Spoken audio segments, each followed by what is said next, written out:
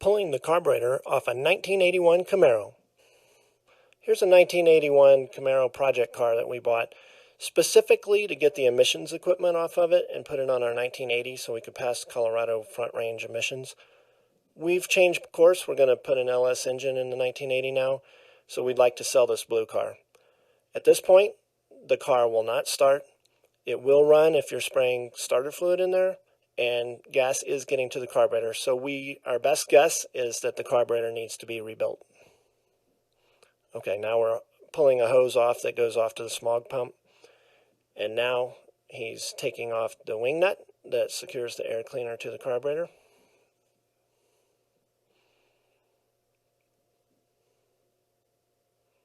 Okay, time to pop the lid off of that air cleaner.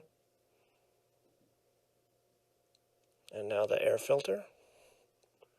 Okay, disconnecting some more hoses that are connected to the air cleaner itself. This particular hose, goes off to a vacuum canister that sits at the front left of the car. On all of these hoses, it didn't take long to find out that they're basically Chinese finger puzzles that they push off. They don't pull off. Now he's disconnecting the flexible heat riser that goes to the air cleaner's intake. And bingo, we've got that air cleaner off. Now we're going to just start disconnecting stuff left and right. First up, this vacuum hose that also runs off to that same vacuum canister at the front left of the car.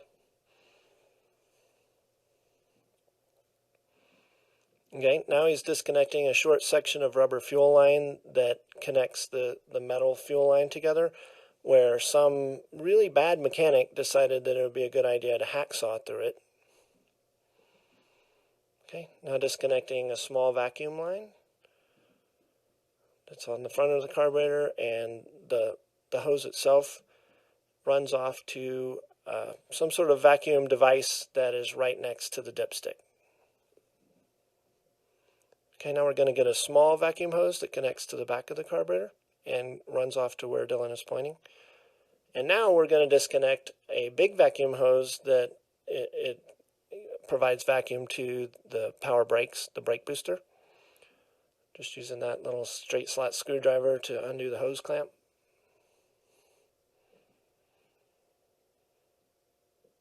Okay, and then we discover the hose is stuck on there, so he's going to use some pliers to break it loose.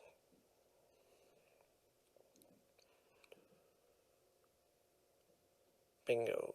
Alright, and here is the wire that connects to the electric choke. It actually was not connected. Now we're undoing some small metal clamps that connect various things to the throttle linkage. This particular rod just goes off to that little canister that's right behind it. And now he's undoing an identical clip that is the actual cable, the throttle cable that goes off to the gas pedal. Now we're going to disconnect those two bits of linkage from the carburetor. And the next thing he's going to do is just stick his hand down in there, no tool needed, and disconnect the two throttle return springs, one of which sits inside the other. And then we're down to a cable, the transmission kickdown cable, that tells the transmission when it should kick down. It runs off to an opening on the passenger side of the transmission near the front. This is the throttle position sensor connector.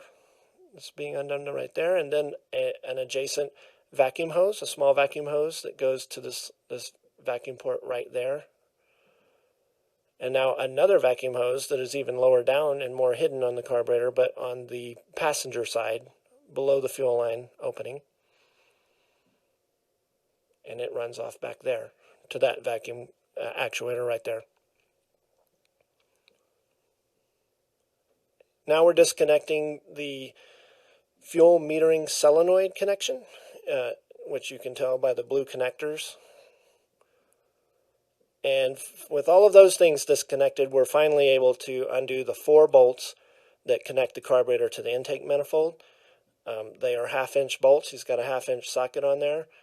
The 2 bolts that are in the front are long, and the 2 bolts that are in the back are relatively short.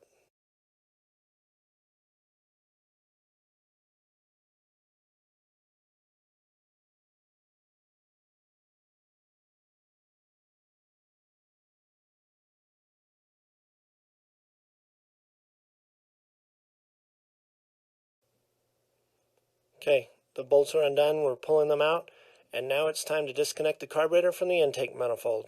It's stuck on, but with a little bit of a pull, it comes right off.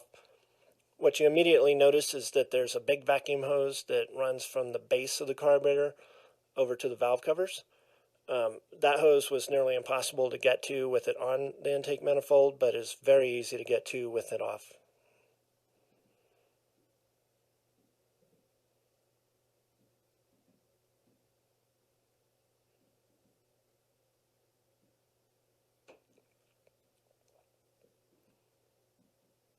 Okay, so most of the gasket came off with the carburetor, but there was one little plastic spacer that decided it would rather stay on the intake manifold, so we've popped that off. And now we're plugging up the intake manifold openings because it's going to be a few days before we put anything back on there. You do not want a nut falling down into the intake manifold.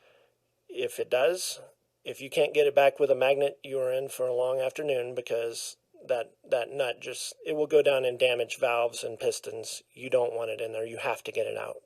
So just plug it up and don't have anything fall down in there. And plug up the other openings as well. Thank you very much for watching my video.